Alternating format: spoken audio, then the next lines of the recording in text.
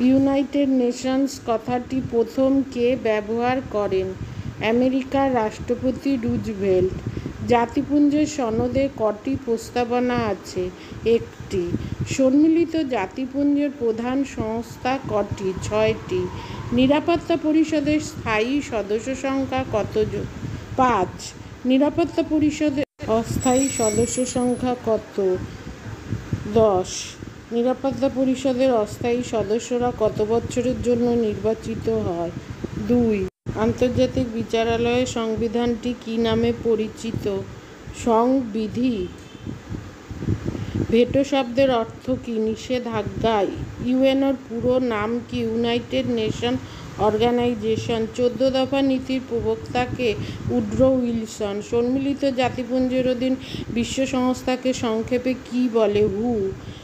বিশ্ব নাগরিক সভা কাকে বলা হয়? সাধারণ সভাকে। আন্তর্জাতিক বিচারালয় কোন শহরে অবস্থিত? নেদারল্যান্ডের হেগে। আন্তর্জাতিক অর্থভাণ্ডারের সদর কার্যালয় কোন শহরে অবস্থিত? ওয়াশিংটনে। আইএলওর পুরো নাম কি? International labour organisation. ডাব্লিউএইচও বা হুর পুরো নাম কি? World health organisation. এফএওর পুরো নাম কি? Food and agriculture organization. ইউনেস্কোর পুরো নাম কি? United nation educational scientific and cultural organization. এখানে দুবার ইউনেস্কো লেখা হয়ে গেছে, সেটা একবার হবে।